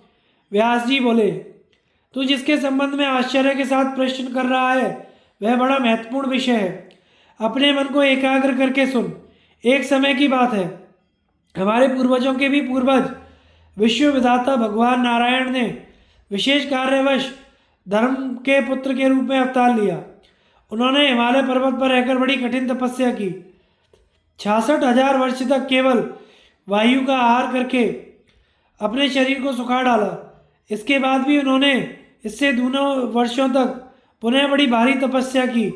इससे प्रसन्न होकर भगवान शंकर ने उन्हें दर्शन दिए और विश्वेश्वर की झांकी करके नारायण ऋषि आनंदमग्न हो गए। उनको प्रणाम करके वे भक्ति भाव से भगवान की स्तुति करने लगे। आदिदेव, जिन्होंने इस पृथ्वी में समाकर आपके पुरातन सर्प की रक्षा की तथा जो इस विश्व की भी रक्षा करते हैं, वे संपूर्ण प्राणियों की सृष्टि करने वाले प्रजापति भी आपसे ही प्रकट हुए हैं। देवता, असुर, नाग, राक्षस, पिशाच, मनुष्य, पक्षी, गंधर्व तथा यक्ष आदि विभिन्न प्राणियों के जो समुदाय हैं, इन सबकी उत्पत्ति आपसे ही हुई है। इंद्र, यम, वरुण, कुबेर का पद, पितरों का लोक तथा विश्वकर्मा की सुंदर शिल्पकला आदि का आविर्भाव भी आपसे ही हुआ है। शब्द और आकाश, स्पर्श और वायु, रूप और तेज, रस और जल तथा गंध और पृथ्वी की भी आपसे ही उत्पत्ति हुई है। काल, ब्रह्मा, वेद, ब्राह्मण तथा यह संपूर्ण चराचर जगत आपसे ही प्रकट हुआ है। जैसे जल से उत्पन्न होने वाले जीव उससे भिन्न दिखाई देते हैं, परंतु नष्ट होने पर उस जल के ही साथ एक ही भूत हो जाते हैं, उसी प्रकार यह समस्त विश्व आपसे ही प्रकट होकर आप में ही लीन होता है। इस तरह जो आपको संपूर्ण भूतों की उत्पत्ति और प्रलय का अधिष्ठान जानते हैं, वे ही विद्वान पुरुष आपके सायुज्य को प्राप्त होते हैं। जिनका स्वरूप मन बुद्धि के चिंतन का विषय नहीं होता, वे पिनाकधारी भगवान नीलकंठ नारायण ऋषि की इस प्रकार स्तुति करने पर उन्हें वरदान देते हुए बोले, नारायण, मेरी कृपा से किसी प्रकार के शस्त्र, वज्र, अग्नि, वायु, गीले अथवा सूखे पदार्थ, स्थावर या जंगम प्राणी के द्वारा कोई भी तुम्हें चोट नहीं पहुंचा सकता। समर भूमि में पहुंचने पर तुम मुझसे भी अधिक बलिष्ठ हो जाओगे। इस प्रकार श्री कृष्ण ने पहले से ही भगवान शंकर से अनेकों वरदान पा लिए हैं। वे ही भगवान नारायण माया से संसार को मोहित करते हुए इनके रूप में विचर रहे हैं। नारायण के ही तप से महामुनि नर प्रकट हुए। अर्जुन को उन्हीं का अवतार समझ इनका प्रभाव भी नारायण के ही समान है। ये दोनों ऋषि संसार को धर्म मर्यादा में रखने के लिए प्रत्येक युग में अवतार लेते हैं। अश्वत्थामा, तूने भी पूर्व जन्म में भगवान शंकर को प्रसन्न करने के लिए कठोर नियमों का पालन करते हुए अपने शरीर को दुर्बल कर डाला था। इससे प्रसन्न होकर भगवान ने तुम्हें बहुत से मनोवांछित वरदान दिए थे। जो मनुष्य भगवान शंकर के सर्वमय स्वरूप को जानकर लिंग रूप में उनकी पूजा करता है, उसे सनातन शास्त्र ज्ञान तथा आत्मज्ञान की प्राप्ति होती है। जो शिवलिंग को सर्वभूत में जानकर उसका अर्चन करता है, उस पर भगवान शंकर की बड़ी कृपा होती है। वेद व्यास की यह बातें सुनकर अश्वत्थामा ने मनी मन शंकर जी को प्रणाम किया और श्री कृष्ण में उसकी महत्व बुद्धि हो गई। उसने रोमांचित शरीर से महर्षि व्यास को प्रणाम किया और सेना की ओर देखकर उसे छावनी में लौटने की आज्ञा दी। तदनंतर कौरव और पांडव दोनों पक्ष की सेनाएं अपने अपने शिविर को चल दी। इस प्रकार वेदों के पारगामी आचार्य द्रोण 5 दिनों तक पांडवों सेना का संहार करके ब्रह्मलोक में चले गए। व्यास जी के द्वारा अर्जुन के प्रति भगवान शंकर की महिमा का वर्णन। धृतराष्ट्र ने पूछा, संजय, धृष्टद्युम्न के द्वारा अतिरथि वीर द्रोणाचार्य के मारे जाने पर मेरे पुत्रों तथा पांडवों ने आगे कौन सा कार्य किया? संजय ने कहा, महाराज, उस दिन का युद्ध समाप्त हो जाने पर महर्षि वेदव्यास जी स्वेच्छा से घूमते हुए अकस्मात अर्जुन के पास आ गए। उन्हें देखकर अर्जुन ने पूछा, महर्षि, जब मैं अपने बाणों से शत्रु की सेना का संहार कर रहा था, उस समय देखा कि एक अग्नि के समान तेजस्वी महापुरुष मेरे आगे आगे चल रहे हैं। वे ही मेरे शत्रुओं का नाश करते थे, किंतु लोग समझते थे कि मैं ही कर रहा हूँ। मैं तो केवल उनके पीछे पीछे चलता था। भगवान, बताइए, वे महापुरुष कौन थे? उनके पैरों से पृथ्वी स्पर्श नहीं करती थी। त्रिशूल का प्रहार करते हुए वे हाथ से कभी उन्हें नहीं छोड़ते थे। उनके तेज से उस एक ही त्रिशूल से हजारों नए नए त्रिशूल प्रकट हो जाते थे। व्यास जी बोले, अर्जुन, तुमने भगवान शंकर का दर्शन किया है। वे तेजों में अंतर्यामी प्रभु, संपूर्ण जगत के ईश्वर हैं, सबके शासक तथा वरदाता हैं। तुम उन भगवान भुवनेश्वर की शरण जाओ। वे महान देव हैं, उनका हृदय विशाल है। सर्वत्र व्यापक होते हुए भी वे जटाधारी त्रिनेत्र का रूप धारण करते हैं। उनकी रुद्र संज्ञा है, उनकी भुजाएं बड़ी विशाल हैं। उनके मस्तक पर शिखा तथा शरीर पर वल्कल वस्त्र शोभा देता है।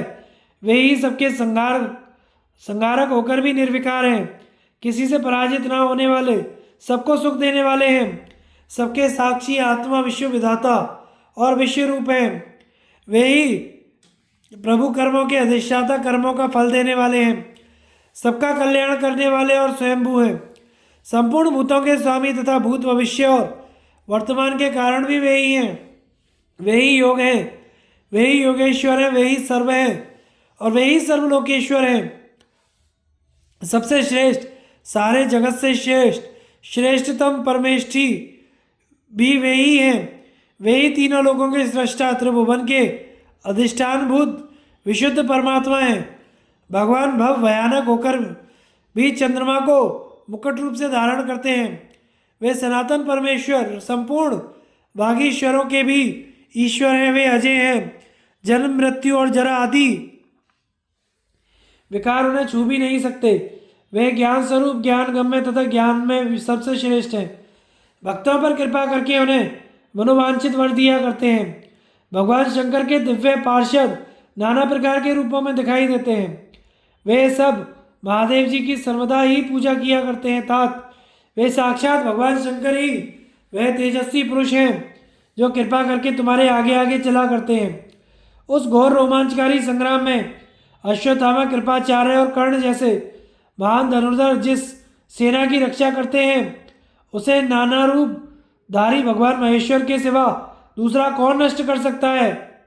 और जब वे ही आगे आकर खड़े हो जाएं तो उनके सामने ठहरने का भी कौन साहस कर सकता है। तीनों लोकों में कोई ऐसा प्राणी नहीं है जो उनकी बराबरी कर सके। संग्राम में भगवान शंकर के कुपित होने पर उनकी गंध से भी शत्रु बेहोश होकर कांपने लगते हैं, अधमरे होकर गिर जाते हैं। जो भक्त मनुष्य सदा अनन्य भाव से उमानाथ भगवान की उपासना करते हैं वे इस लोक में सुख पाकर अंत में परम पद को प्राप्त होते हैं। इसलिए कुंती नंदन, तुम भी नीचे लिखे अनुसार उस शांत स्वरूप भगवान शंकर को सदा नमस्कार किया करो, जो नीलकंठ सूक्ष्म स्वरूप और अत्यंत तेजस्वी हैं। संसार समुद्र से तारने वाले सुंदर तीर्थ हैं, सूर्य स्वरूप हैं, देवताओं के भी देवता, अनंत रूपधारी, हजारों नेत्रों वाले और कामनाओं को पूर्ण करने वाले हैं, परम शांत और सबके पालक हैं। उन भगवान भूतनाथ को सदा प्रणाम है। उनके हजारों मस्तक, हजारों नेत्र, हजारों भुजाएं, हजारों चरण हैं। कुंती नंदन, तुम उन वरदायक भुवनेश्वर भगवान शिव की शरण में जाओ।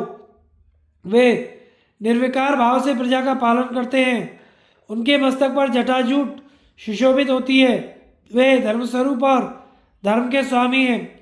कोटि कोटि ब्रह्मांडों को धारण करने के कारण उनका उदर और शरीर विशाल है। वे व्याघ्र चर्म ओढ़ा करते हैं। ब्राह्मणों पर कृपा रखने वाले और ब्राह्मणों के प्रिय हैं, जिनके हाथ में त्रिशूल, ढाल, तलवार, पिनाक आदि अस्त्र शस्त्र शोभा पाते हैं। उन शरणागत वत्सल भगवान शिव की शरण में जाता हूँ। इस प्रकार उनकी शरण ग्रहण करनी चाहिए। जो देवताओं के स्वामी और कुबेर के सखा हैं, उन भगवान शिव को प्रणाम है। जो सुंदर व्रत का पालन करते हैं और सुंदर धनुष धारण करते हैं, जो धनुर्वेद के आचार्य हैं, उन उग्र आयुध वाले देव श्रेष्ठ भगवान रुद्र को नमस्कार है, जिनके अनेकों रूप हैं, अनेकों धनुष हैं, जो स्थाणु एवं तपस्वी हैं। उन भगवान शिव को प्रणाम है, जो गणपति, वागपति, यज्ञपति, जल और देवताओं के पति हैं, जिनका वर्ण पीत और मस्तक के बाल स्वर्ण के समान कांतिमान है। उन भगवान शंकर को नमस्कार है। अब मैं महादेव जी के दिव्य कर्मों को अपने ज्ञान और बुद्धि के अनुसार बता रहा हूँ। यदि वे कुपित हो जाए तो देवता, गंधर्व, असुर और राक्षस पाताल में छिप जाने पर भी चैन से नहीं रह पाते। एक समय की बात है, दक्ष ने भगवान शंकर की अवहेलना की। इससे उनके यज्ञ में महान उपद्रव खड़ा हो गया। सभी देवताओं पर भय छा गया। जब उन्हें उनका भाग अर्पण किया गया तभी दक्ष का यज्ञ पूर्ण हो पाया।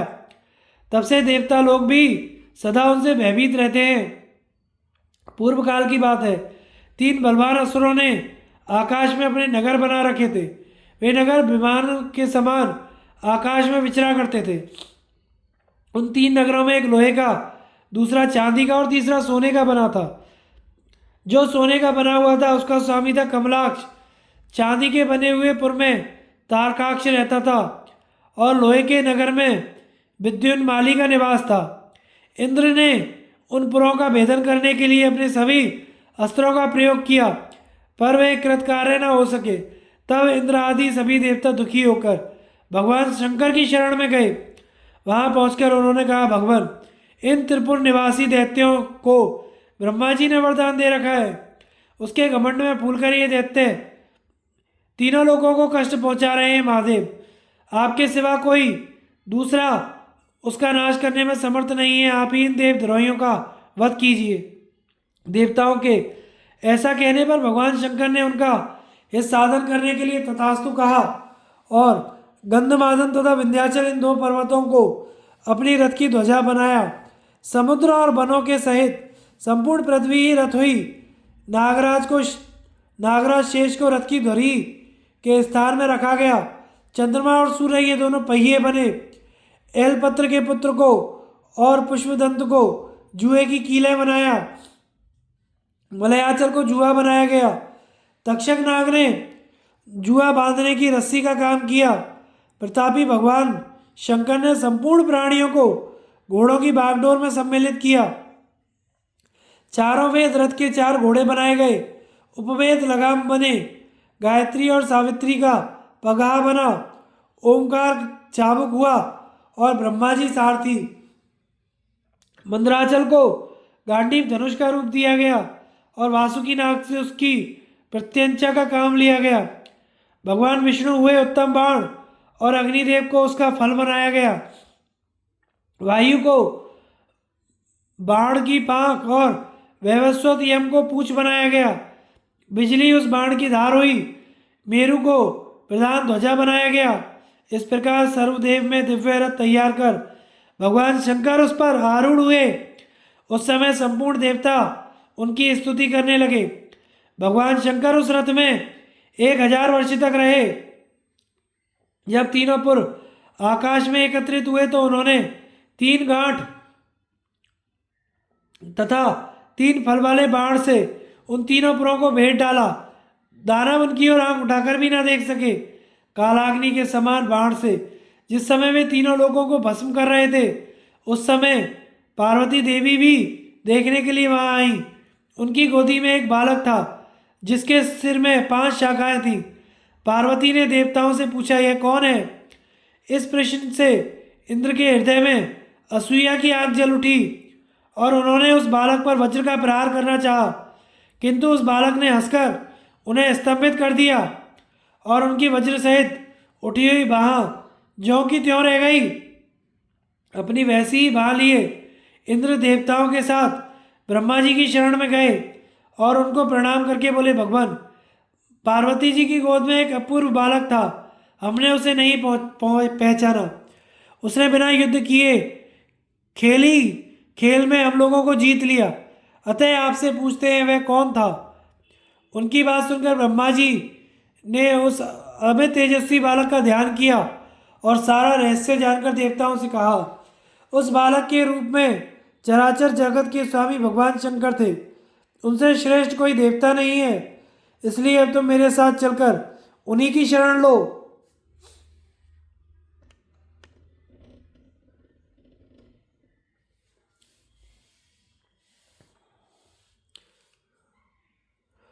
उस समय ब्रह्मा जी के साथ संपूर्ण देवता भगवान महेश्वर के पास गए।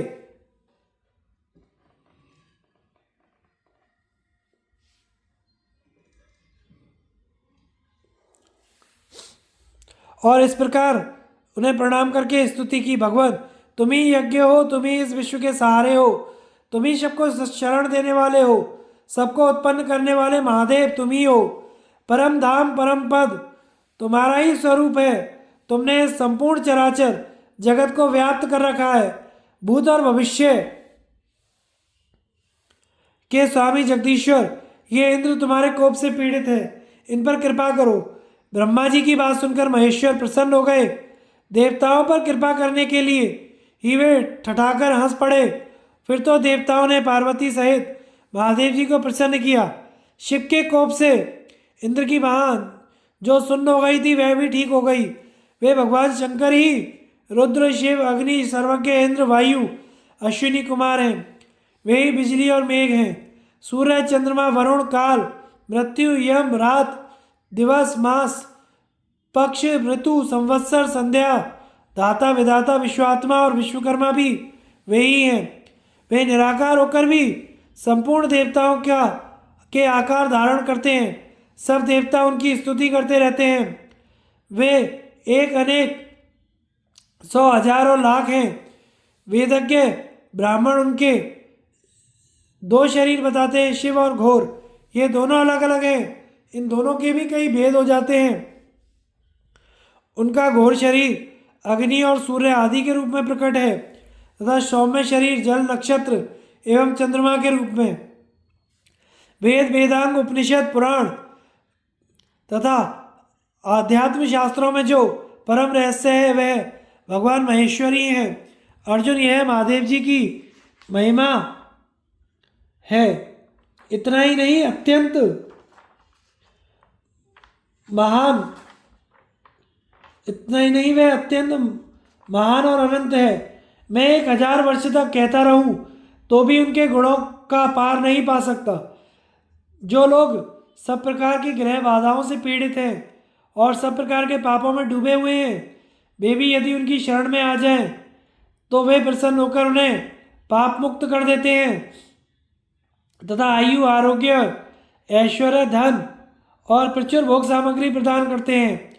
कुपित होने पर वे सबका संहार कर डालते हैं। महाभूतों के ईश्वर होने के कारण उन्हें महेश्वर कहते हैं। वेदों में भी इनकी शतरुद्रीय, अनंत रुद्रीय नाम की उपासना बताई गई है। भगवान शंकर दिव्य और मानव सभी भोगों के स्वामी हैं। संपूर्ण विश्व को व्याप्त करने के कारण ही वे विभु और प्रभु हैं।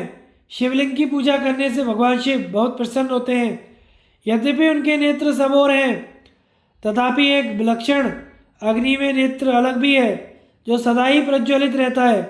वे सब लोगों में व्याप्त होने के कारण सर्व कहलाते हैं। वे सबके कर्मों में सब प्रकार के अर्थ सिद्ध करते हैं तथा संपूर्ण मनुष्यों का कल्याण चाहते हैं, इसलिए उन्हें शिव कहते हैं। महान विश्व का पालन करने से महादेव स्थिति के हेतु होने से स्थाणु और सबके उद्भव होने के कारण भव कहलाते हैं। कपि नाम है श्रेष्ठ का और वृष धर्म का वाचक है। वे धर्म और श्रेष्ठ दोनों हैं, इसलिए उन्हें वृषाकपि कहते हैं। उन्होंने अपने 2 नेत्रों को बंद कर बलात् ललाट में तीसरा नेत्र उत्पन्न किया, इसलिए वे त्रिनेत्र कहे जाते हैं। अर्जुन, जो तुम्हारे शत्रुओं का संहार करते हुए देखे गए थे, वे पिनाकधारी महादेव जी ही हैं। जयद्रथ वध की प्रतिज्ञा करने पर श्री कृष्ण ने स्वप्न में गिरिराज हिमालय के शिखर पर तुम्हें जिनका दर्शन कराया था, वे ही भगवान शंकर यहाँ तुम्हारे आगे आगे चलते हैं। जिन्होंने ही वे अस्त्र दिए थे जिनसे तुमने दानवों का संहार किया है। यह भगवान शिव का शत्रुरुद्रीय उपाख्यान तुम्हें सुनाया गया है। यह धन, यश और आयु की वृद्धि करने वाला है, परम पवित्र तथा वेद के समान है। भगवान शंकर का यह चरित्र संग्राम में विजय दिलाने वाला है। इस शत्रुद्रीय उपाख्यान को जो सदा पढ़ता और सुनता है तथा जो भगवान शंकर का भक्त है, वह मनुष्य सभी उत्तम कामनाओं को प्राप्त करता है। अर्जुन, जाओ युद्ध करो, तुम्हारी पराजय नहीं हो सकती, क्योंकि तुम्हारे मंत्री, रक्षक और पार्श्ववर्ती भगवान श्री कृष्ण हैं। संजय कहते हैं, महाराज, पराशर नंदन व्यास जी अर्जुन से यह कहकर जैसे आए थे वैसे ही चले गए। वेदों के स्वाध्याय से जो फल मिलता है, वही इस पर्व के पाठ और श्रवण से भी मिलता है। इसमें वीर क्षत्रियों के महान यश का वर्णन किया गया है। जो इसे नित्य पढ़ता और सुनता है, वह सभी पापों से मुक्त हो जाता है। इसके पाठ से ब्राह्मण को यज्ञ का फल मिलता है, क्षत्रिय को संग्राम में श्रेष्ठ की प्राप्ति होती है तथा शेष 2 वर्णों को भी पुत्र, पौत्र आदि अभीष्ट वस्तुएं उपलब्ध होती हैं। द्रोण पर्व समाप्त। आगे की कथा का प्रसारण हम अगले भाग में करेंगे। हमारे चैनल को लाइक, शेयर एंड सब्सक्राइब करें। धन्यवाद।